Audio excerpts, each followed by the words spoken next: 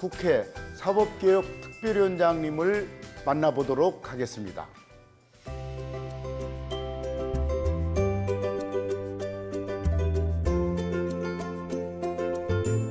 네, 우리 CNB 시청자 여러분, 또 대전 시민 여러분, 안녕하십니까? 오늘 이 프로에 출연하게 된 것을 특별히 또 이렇게 영광으로 생각합니다. 이거는 제가 다른 이유보다는 시장님께서 뭐 이런저런 말씀하셨지만 염홍철 시장님하고 개인적으로 특히 친하기 때문에. 저는 지금은 제가 교수입니다. 교수님하고 염홍철 교수님하고 특별히 친하기 때문에 이렇게 출연하게 되었습니다. 하여튼 영광이고요. 하여튼 저도 지역에서 이렇게 부족한 저에게 많이 힘을 실어주셔서 국회의원직을 수행하고 있습니다만 하여튼 더욱더 열심히 하겠습니다. 예. 다른 분은 그냥 이름만 대고 간단한데 역시 정치인이라 막 설명을 길게 하시네.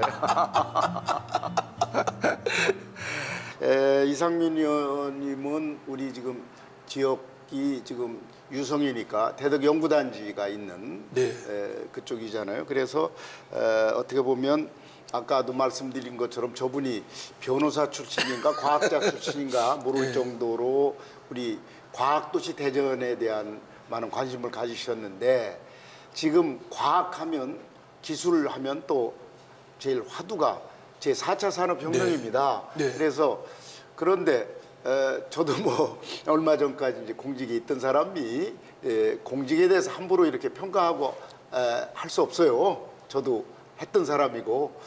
그런데 4차 산업혁명이라는 것이 정부 차원에서 또 지방자치단체 차원에서 뭔가 이렇게 가시적인 성과가 잘 안 보여요.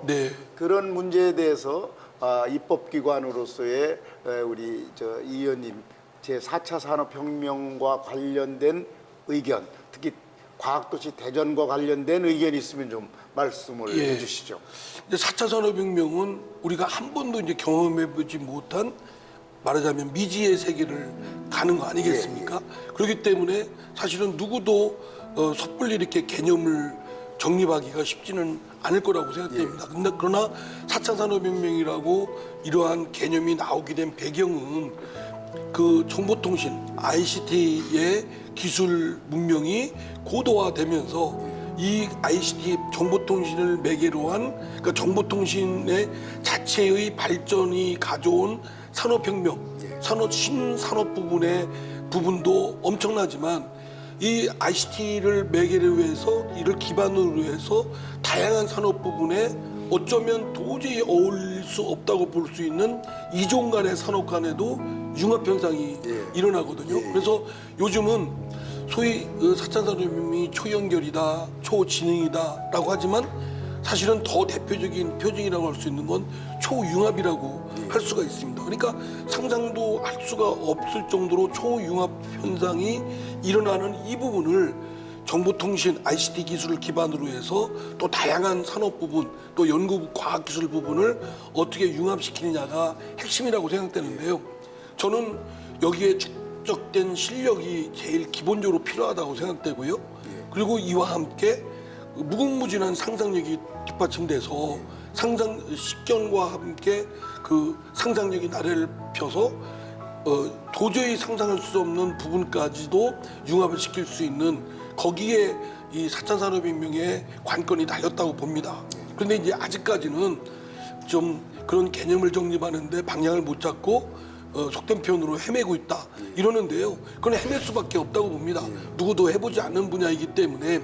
다만 우리 대전의 경우는 더 특히 또 대한민국의 경우는 더 특히 4차 산업혁명을 이뤄낼 수 있는데 매우 선도적인 조건을 갖추고 있는 것이 뭐냐면 과학기술에 집적된 다양한 분야가 바로 여기 연구 기능이 집적되어 있고 또 연구자들이 있고, 이 연구자들의 기능을 고도의 ICT, 정보통신 기술을 기반으로 해서 융합이 현상이 일어나면 생각지도 못한 산업 부분이나 여러 가지 다양한 과학기술 부분이 탄생될 수 있기 때문에 이를 잘 버무려서 비빔밥처럼 새로운 것들을 만들어내는 상상력, 이런 것들이 필요하다고 보고요.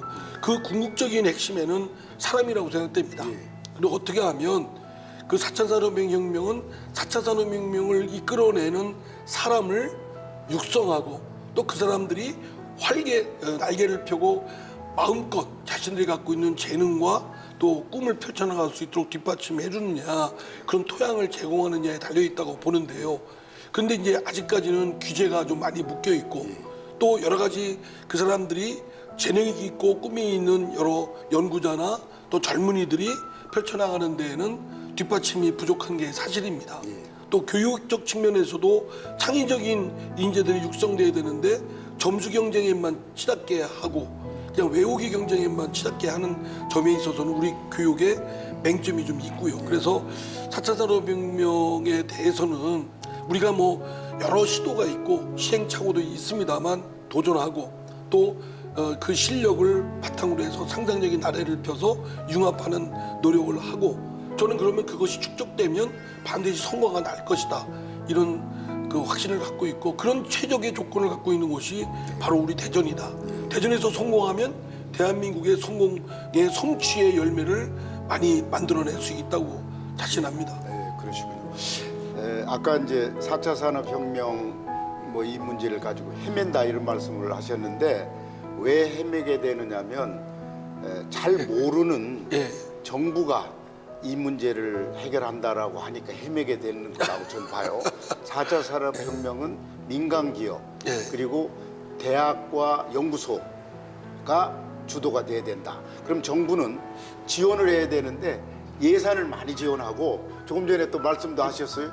규제를 풀고 그래서 그걸 국회에서 입법으로 뭐 이렇게 제도도 만들고 규제도 풀고 예산 배정을 해주면 그리고 맡기면 간섭하지 말고 그냥 뭐 하나 만들어내라고 맡기면 작품이 나올 거라고 봐요. 특히 대전은 대학이 19개잖아요. 그리고 연구단지 저는 세계 그 과학도시를 많이 다녔는데 그걸 뭐 일일이 이렇게 순서를 매길 수는 없지만 대전은 저는 7대 과학도시다 세계 이렇게 얘기를 해요. 그래서 7대 6개가 어디다라고도 이렇게 지적을 하는데 뭐 죄송한데 10대 과학도시에 속하 있는 그런 훌륭한 인프라를 가졌고 또 대학이 19개 있는 도시가 없을 거예요. 이것을 활용하려면 국회의원으로서 예산 좀 많이 해서 그냥 뭐 몇 천만 원 뭐 이렇게 지원하지 마시고 매덕 한 10억, 20억 해서 대학에 딱 맡기면 몇백억, 몇천억짜리 어떤 성과가 나올 거라고 이렇게 봐요.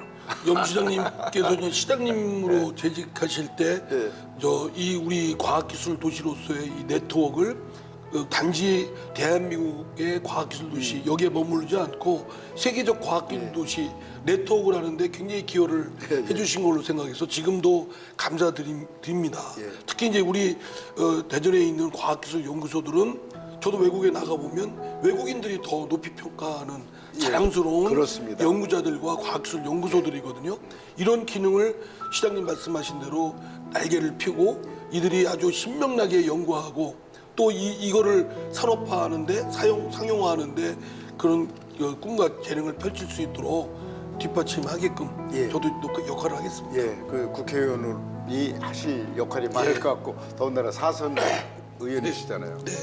그리고 저 같은 사람도 가끔 김영란법 저 해당 안 되니까 뭐 이렇게 짜장면이라도 좀 사주시고 좀 그러세요. 알겠습니다. 저기 이제 대개 이제 우리 중요한 얘기를 다 나눴습니다.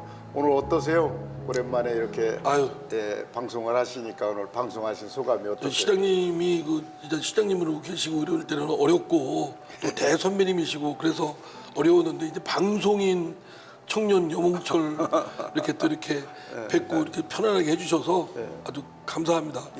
오늘 장시간 시간 내주셔서 감사합니다. 네, 감사합니다.